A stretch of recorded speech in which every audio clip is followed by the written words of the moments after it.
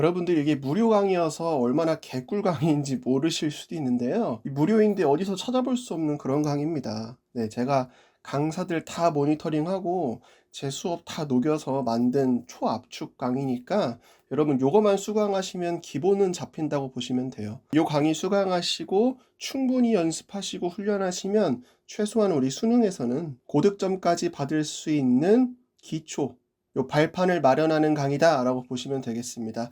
이 강의만 들으시고 여러분들 그냥 훈련만 하셔도 다른 거 안 해도 2등급은 나올 수 있어. 2등급은 받을 수 있으니까요. 시키는 대로 따라오시면 되겠습니다. 우리가 앞에서 전치사 플러스 목적어를 배웠고요. 영어에는 3개의 짝이 있다 그랬죠. 주어랑 동사의 짝을 배웠고 동사랑 목적어, 타동사 플러스 목적어 요 3번째 거를 지금 배우고 있습니다. 요 3번째 거의 2번째 시간이라고 보시면 되겠습니다. 자, 우리가 기본적으로 오형식을 이렇게 쓰죠. 이게 어려운 내용은 아닌데 가목적어라는 것이 등장합니다. 그러니까 동사 뒤에 요 목적어가 너무 길어지면 해석하기 쉽게, 알아보기 쉽게 하기 위해서 뒤로 빠지는 경우가 있습니다. 대신에 그 목적어 자리에 뭐가 나와요? 가목적어 it이 등장하는 거예요. 우리 가주어 진주어 할 때 it 배웠었죠. It is 어쩌고 저쩌고 to 또는 it is 어쩌고 저쩌고 대절 했을 때 요 it은 가주어 뒤에가 진주어였습니다. 마찬가지로 가목적어도 마찬가지예요. 목적어 자리에 it을 두고 목적어가 길어졌기 때문에 뒤로 빼주는 거를 가목적어라고 합니다. 해석은 다를 게 없어요. 똑같아요. 어떻게 하면 돼요? it은 그냥 무시하시면 돼요. 해석이 안 되는 거니까. 그리고 굳이 목적어가 목적 보어한다 라고 뒤에서부터 앞으로 해석할 필요 없이 그냥 목적 보어랑 목적어랑 같다라고 두시면 됩니다. 지난 시간 한 문장 중에 10번이랑 15번을 선생님이 가져왔어요. 보세요. 이 회사들은 만들었습니다. it이 등장하죠. 그리고 이게 목적 보어. 이게 바로 뭐가 되는 거야? 목적어가 되겠죠. 목적어가 너무 길어졌기 때문에 뒤로 뺐다는 것을 볼 수가 있습니다. 그러니까 수요와 공급 둘 다 수요와 공급의 그 상태를 아는 것이 그들의 일이라고 회사들이 만들었습니다 라고 해석하면 되겠죠. 결국 그들의 비즈니스는 뭐라는 거예요? 수요와 공급의 상태를 아는 거랑 같은 게 되겠죠. 15번도 똑같습니다. 어떤 사람의 폭력성과 그리고 다툼을 하는 경향성이 있는 그런 본성이 주어가 되겠죠. 만들었습니다. 가목적어 it이 나오고요. 목적, 보어가 나오고 뒤에 목적어 이렇게 등장했어요. to 이하를 필수적으로 만들었습니다 라고 해석하면 되겠죠. 설립하고 만들고 유지해요. 효과적인 법적인 틀을 유지하고 만드는 게 바로 필수적인 속성이다 라고 해석하면 되겠죠. 어려운 내용은 아닙니다. 가목적어 it 여러분 기억하세요. 주어랑 동사 나오고 목적어가 길어질 때는 가목적어 it을 쓰고 목적, 보어, 목적어 요 순서 종종 나옵니다. 방금 우리가 배운 이 가목적어 it을 언제 쓰냐를 볼 거예요. 보통은 목적어가 투부정사 그리고 명사절일 때는 가목적어 it을 사용하고요. 목적어가 이런 식으로 동명사 혹은 명사 구일 때는 가목적어 it을 사용하지 않고 도치를 합니다. 우리가 기억할 건 뭐예요? 해석이에요, 해석. 어떻게 해석할 것이냐? 가목적어 it이 나와도 이거 그냥 무시하고 equal 생각하면 된다고 그랬죠? 가목적어 it이 없어도 그냥 equal 똑같이 해석하시면 됩니다. 선생님이 방금 설명했는데 가주어 it이 보통 언제 쓰였죠? 아까 예시에도 선생님이 자연스럽게 설명드렸지만 투부정사나 명사절이 나올 때 가주어 it을 쓰는 걸 우리가 확인할 수 있어요. 가목적어랑 원리가 같아요. 가목적어도 뭐예요? 투부정사랑 명사 절일 때 가목적어를 주로 쓴다라는 거 알아두시면 되겠습니다. 자, 이 형태는 뭘까요, 여러분? 원래 문장이 주어랑 동사, 보어 요 이 형식 문장에서 뭐랑 도치가 된 거예요? 이 주어랑 보어랑 도치가 된 거예요. 근데 여러분 기억을 되살려서 앞에서 했습니다. 보어가 될 수 있는 품사는 뭐죠? 명사. 복습을 제대로 하셨나? 형용사. 두 개죠. 그럼 여러분 생각해 보세요. 언제 도치할까요? 도치는 언제 할까요? 명사일 때 할까요? 형용사일 때 할까요? 명사일 때는 하지 않습니다. 형용사일 때 해요. 왜일까요? 보어가 명사인데 도치를 해버리잖아요. 그럼 무슨 일이 일어나요? 주어인지 보어인지 착각할 수 있겠죠. 다시 보어가 명사인데 주어 자리에 오면 얘가 명사면 얘가 주어인지 보어인지 판단할 수가 있어요? 없어요? 없죠. 그래서 형용사일 때 도치를 합니다. 그 같은 원리로 방금 전에 우리가 주어, 동사, 가목적어 it, 목적, 보어, 목적어 요 구조는 언제 쓴다고 했죠? 목적어가 투부정사랑 명사 절일 때. 그러면 요 형태는 언제 쓴다 그랬죠? 목적어가 동명사랑 명사 구일 때 쓰죠. 이것도 마찬가지로 목적 보어이기 때문에 만약에 이 목적 보어가 뭐면 명사가 되면 이 목적 보어가 목적어인지 목적 보어인지 파악할 수가 있어요? 없어요? 없죠. 헷갈리잖아. 그래서 언제만 도치하는 거야? 이 목적 보어가 형용사일 때 도치합니다. 됐죠? 이 구조 여러분 알아두세요. 목적어가 만약에 동명사나 명사구일 때 도치가 일어나는데 동시에 목적 보어가 형용사여야 도치가 일어난다 라고 생각하시면 되겠죠. 이거를 여러분 이해만 하시면 돼. 아 맞아 이렇게 배웠었지, 구조가 이렇지, 이런 구조가 있지 라고 생각하시면 되고 이걸 달달 외울 필요는 없습니다. 중요한 건 뭐예요? 필자가 쓴 대로 우리가 해석을 하면 됩니다. 가장 중요한 건 이퀄로 해석하면 됩니다. 목적어, 목적 보어가 나오든 목적 보어, 목적어가 나오든 가주어 it이 나오고 목적 보어, 목적어가 나오든 중요한 건 이퀄이다. 상태, 행위를 나타내는 이퀄이다 라고 생각하시면 되겠습니다. 자, 예문 한번 보겠습니다. 자, 나는 발견했습니다. difficult는 형용사이자 목적 보어, dealing with so many customer 하니까 이게 목적어가 되겠죠. 동명사 목적어가 뒤에 나와 있고요. 목적 보어는 형용사로서 도치가 됐다는 걸 알 수가 있습니다. 중요한 건 뭐다? 같다. 어려운 게 바로 뭐예요? deal with 하면 다루다거든요.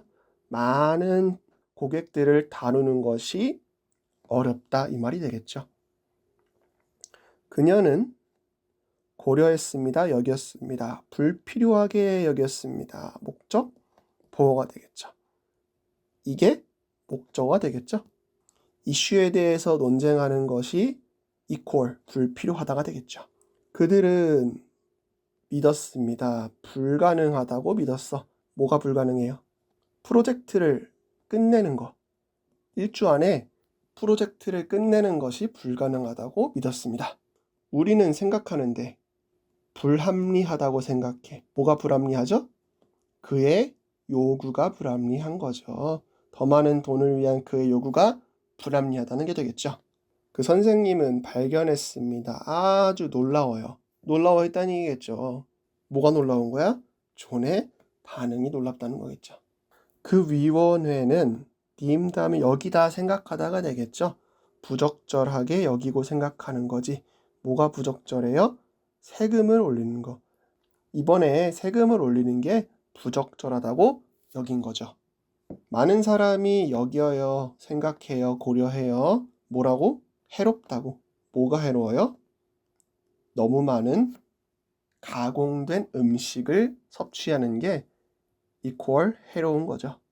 어렵지 않죠, 여러분? 가장 중요한 건 뭐예요? 필자가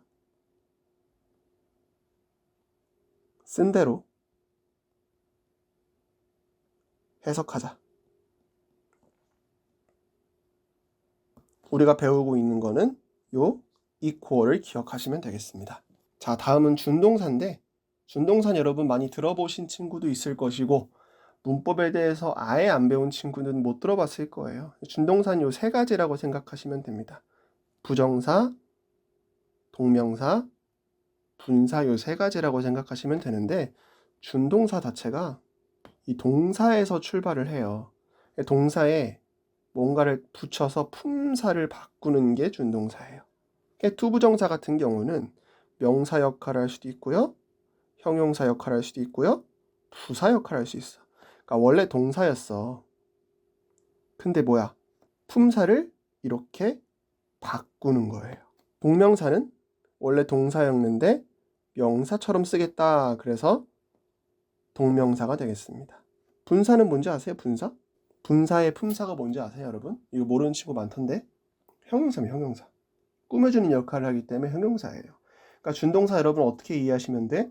원래는 동사였는데 뭔가를 붙여서 품사를 바꾸는 걸 중동사라고 생각하시면 되고 그 종류에는 부정사, 동명사, 분사가 있고 부정사는 명사, 형용사, 부사로 쓸 수 있고 동명사는 명사로 쓸 수 있고 분사는 형용사로 쓸 수 있다까지 기억하시면 되겠습니다.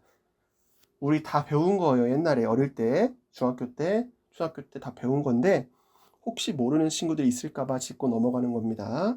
자, 준동사의 출발점이 어디라 그랬어요? 동사라고 했죠. 원래는 동사에서 출발했기 때문에 주어를 갖습니다. 이 동사도 짝이 있어야 될 거 아니야. 주어 동사 짝, 그죠? 여기서 우리가 말하는 이 주어를 우리가 뭐라고 부르냐? 그 유명한 의미상의 주어라고 부르는 거예요. 실제 문장 구조에서 주어가 아니고 말 그대로 의미상 주어라는 걸 여러분 이해를 하셔야 돼요. 진짜 문장에서 주어는 따로 있고 이 준동사의 의미상의 주어가 별개라는 걸 이해를 하셔야 되는 거야. 다시. 준동사가 있는데 원래 출발점이 뭐라고요? 동사라고. 원래 출발점이 동사기 때문에 뭐를 가져야 된다고? 주어를 갖는데 바로 그게 뭐야? 의미상의 주어라고. 그러면 뒤에 있는 목적어 보어는 뭐겠어요? 의미상의 목적어, 의미상의 보어가 되는 거예요. 준동사는 반드시 의미상의 주어, 목적어, 보어를 갖는데 솔직히 목적어, 보어는 크게 신경 쓸 필요는 없고요. 여러분 기억하실 건 이 주어예요. 의미상의 주어. 자, 보세요. 자, to travel 하면 준동사 중에 투부정사죠. 자, 여행하는 거야. 이 여행하는 주체는 누구예요? I, 나가 되겠죠, 나. 그죠? 여기서는 문장의 주어와 투부정사의 의미상의 주어가 같다는 걸 볼 수가 있어. 자, 두 번째 문장 보세요. 여기도 투부정사인데 일찍 도착하고 도달하는 거의 주체는 누구예요? 나는 기대합니다. 뭐를 기대해요? 그들이 이퀄이죠? 일찍 도착하는 걸 기대하는 거죠. 그럼 이 도착하는 주체는 누구예요? I예요? 아니죠. 그들이 도착하는 거야. 여기서 말한 요 댐을 뭐라고 불러요? 의, 미, 상의 주어라고 부르는 거예요. 이해되시죠? 자, 3번 보세요. 중요해요. 그쵸? 투부정사인데 exercise 하면 운동하다 하죠. 운동하다. 운동하는 거의 주체는 누구예요?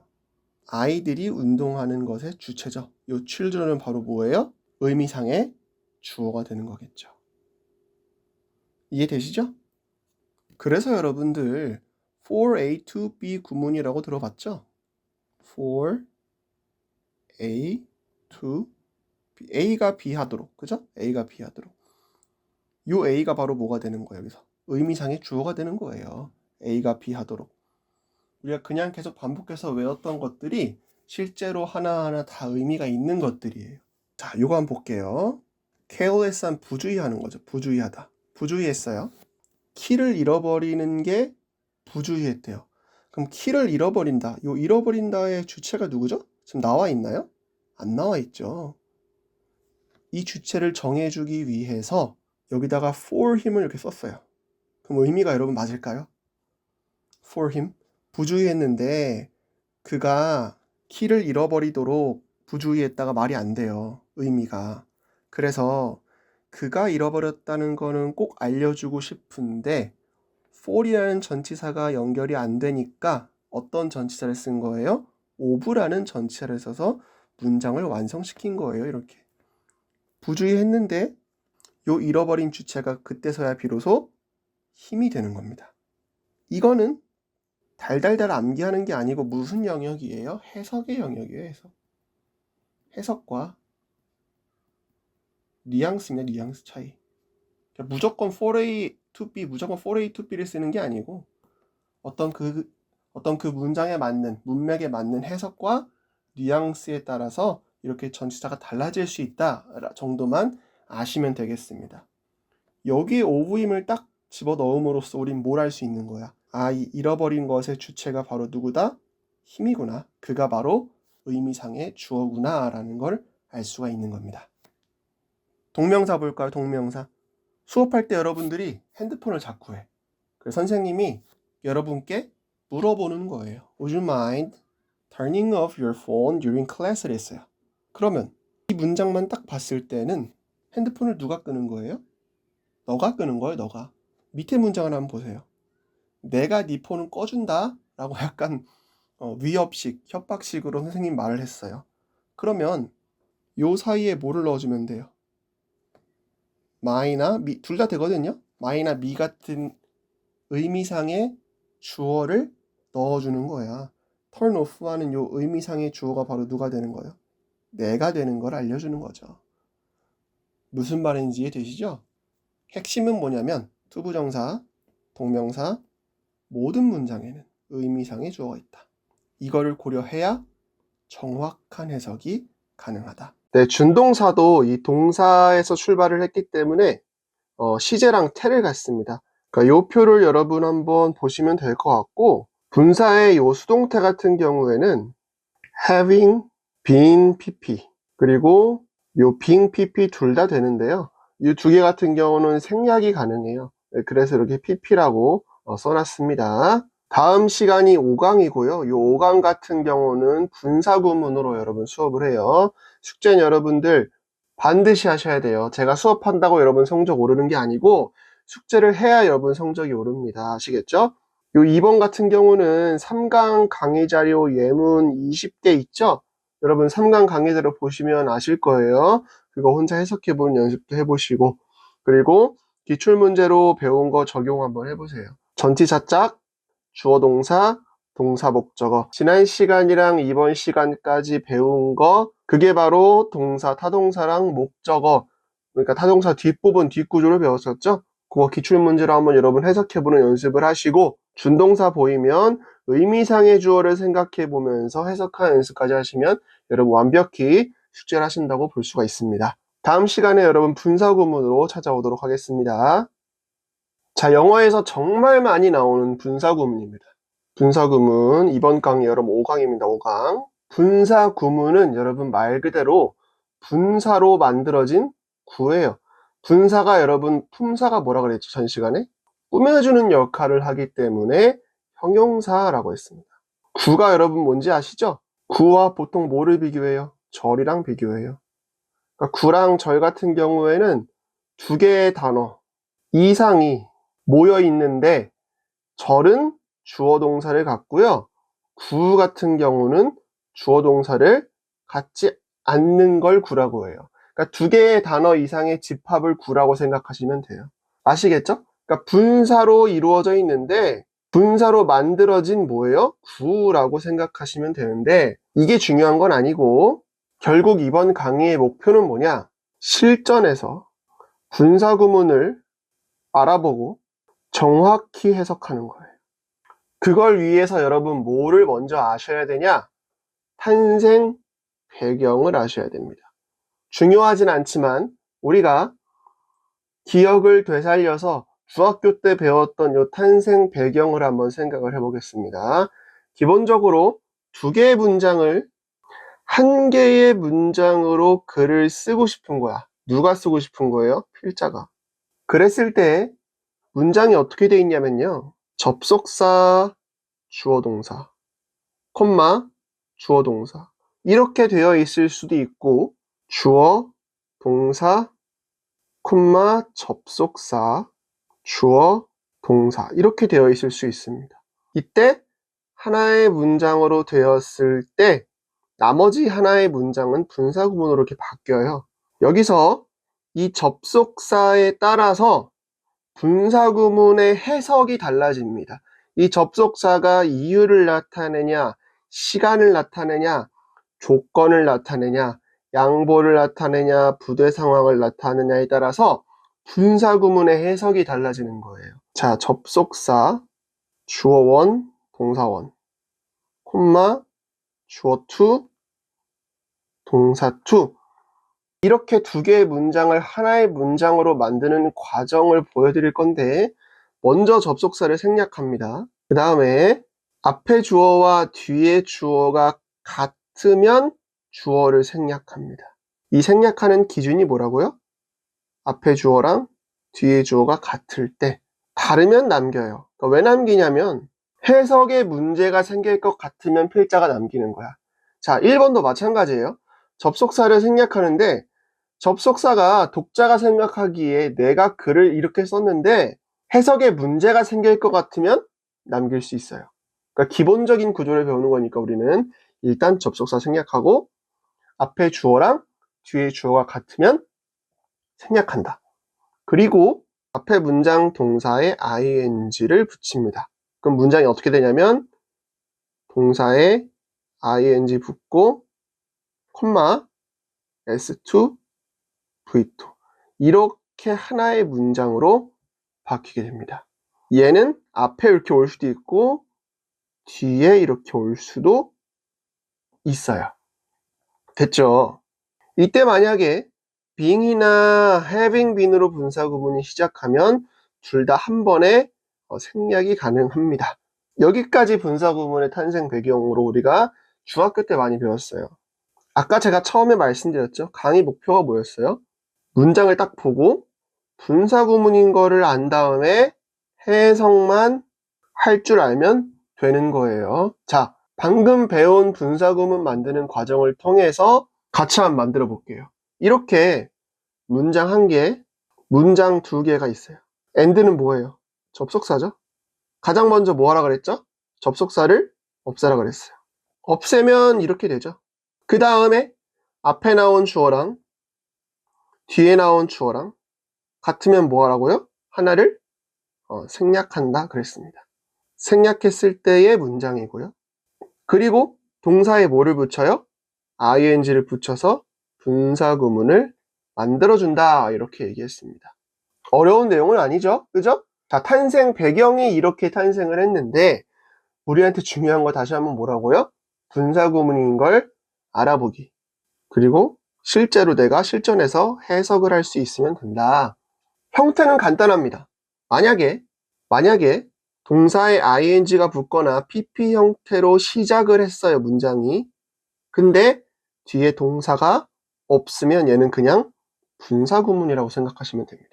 만약에 문장이 동사에 ing가 붙거나 pp 형태로 시작을 했어요. 근데 뒤에 동사가 만약에 없어요. 그럼 얘는 뭐예요? 분사구문이라고 생각을 하시면 됩니다. 다시 동사에 ing가 붙거나 아니면 pp 형태로 시작을 해요. 근데 뒤에 동사가 없어. 그리고 콤마가 빵 찍히고 뒤에 주어 동사로 이렇게 진행이 되면 얘는 뭐예요? 분사구문이 되는 겁니다. 이 분사구문은 앞에 올 수도 있고 뒤에 올 수도 있어요. 둘 다 오는 게 아닙니다, 여러분. 둘 다 오는 게 아니에요. 여기에 오거나 여기에 와야 되는 겁니다. 아시겠죠? 기본적인 문장을 딱 고정해 놓고 분사구문은 앞에 올 수도 있고 뒤에 올 수도 있다. 자, 세 번째 합니다, 여러분. 분사의 품사가 뭐라고 그랬죠? 형용사면 형용사.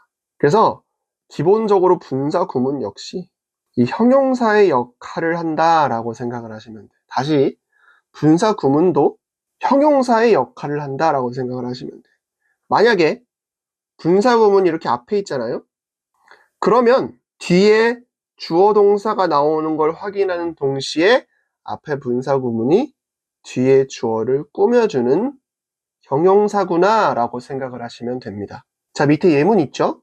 접속사를 생략하고 앞에 미나랑 뒤에 she랑 같으니까 미나를 생략했고 turn에다가 ing를 붙였어.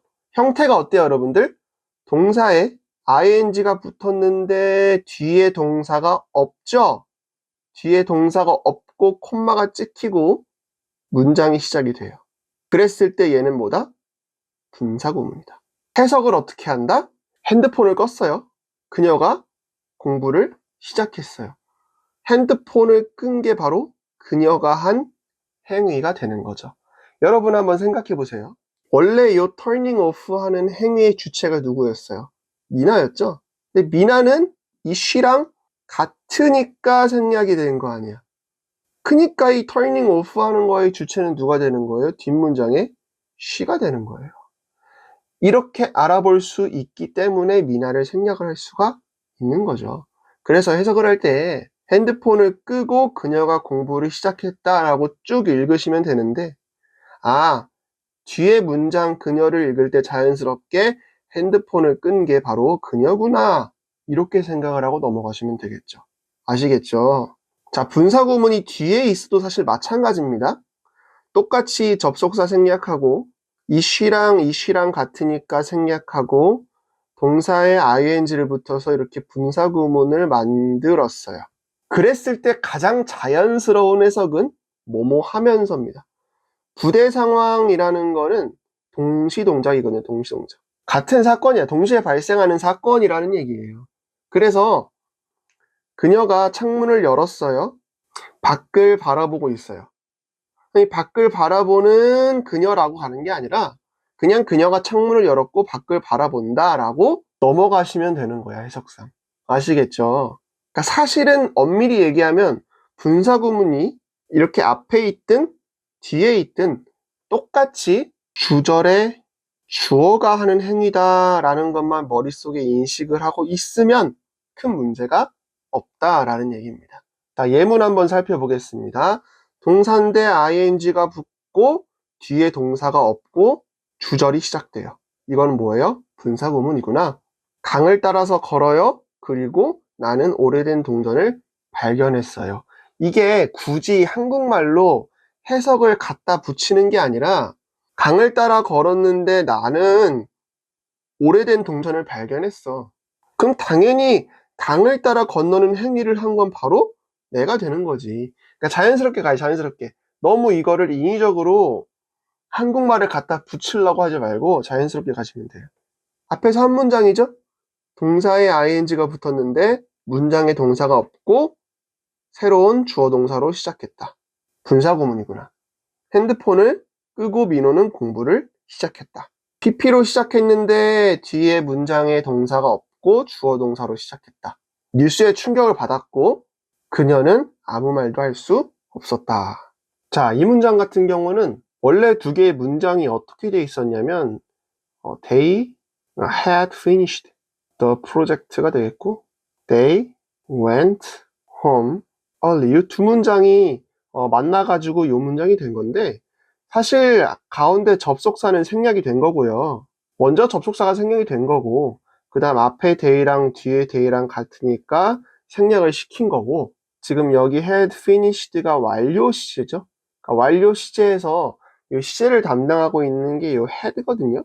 그래서 요거의 원래 형태인 have에다가 ing를 붙여서 having finished가 됐다라고 생각을 하시면 됩니다.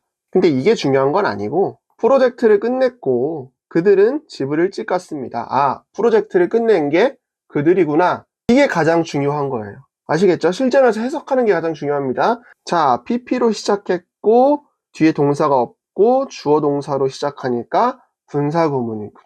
본 거죠? 산으로부터 봤는데 그 도시가 아름다워 보였다. 주어가 지금 아예 생략이 돼 있죠? 누가 봤는지 안 나와 있긴 하지만 이게 의미상 말이 통하기 때문에 필자가 이렇게 쓴 겁니다.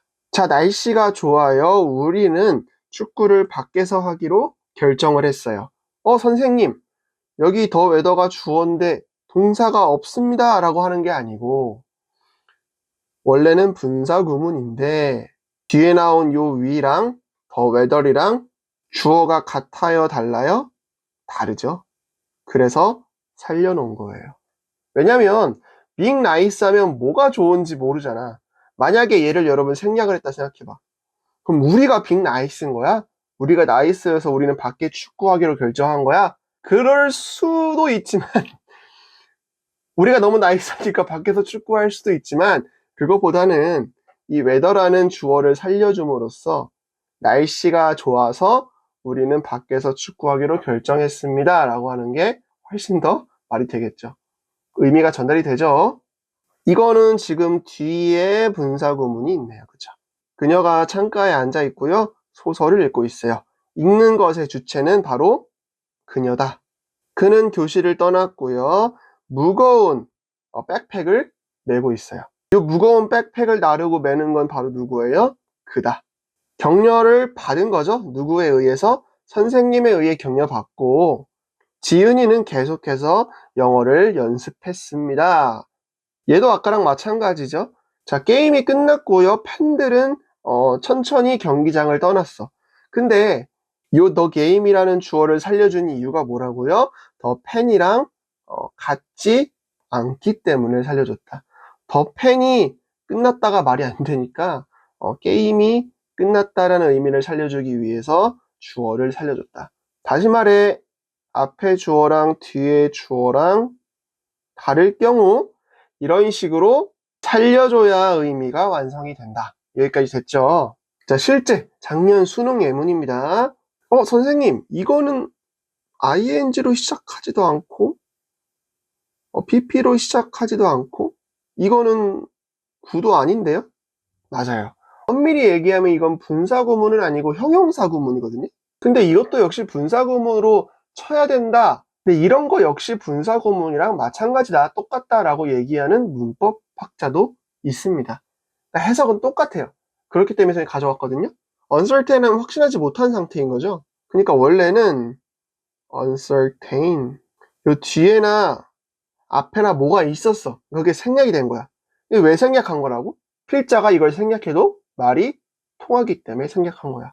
그러니까 확신이 안 들어요. 그녀는 어색하게 주위를 바라보았어요. 그러면 이 확신이 안 든 건 누구예요? 그녀가 되겠죠. 두 번째 문장입니다. 동사에 ing가 붙어 있고 뒤에 동사가 없어요. 그리고 주어 동사로 시작하니까 얘는 분사구문이구나 라는 걸 알 수가 있죠. distinct 하면 구별된, 뚜렷한, 그죠? 어떤 복합적인 이미지.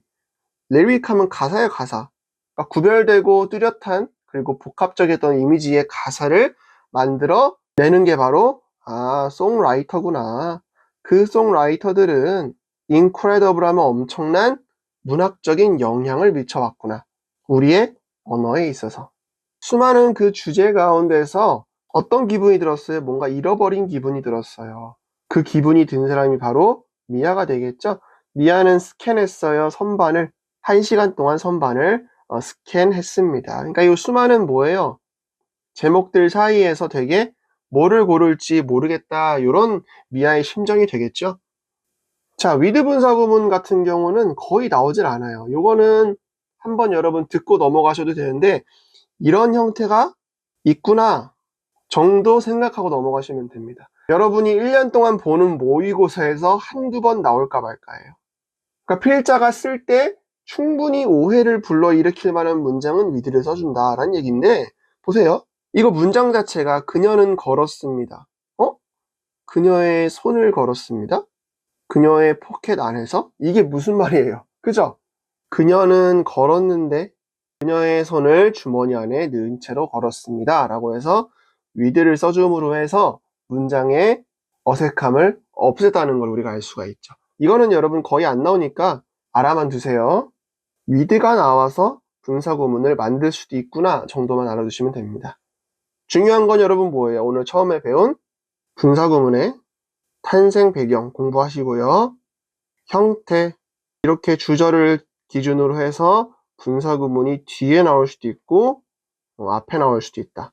요 앞에 나왔을 때는 주어를 수식하는 느낌으로 해석하면 되고, 뒤에 나왔을 때도 결국에 주어가 하는 행동이긴 한데 부대 상황, 동시동작으로 해석하면 된다. 요게 여러분 가장 중요한 내용이었습니다. 탄생 배경은 뭐예요? 탄생 배경?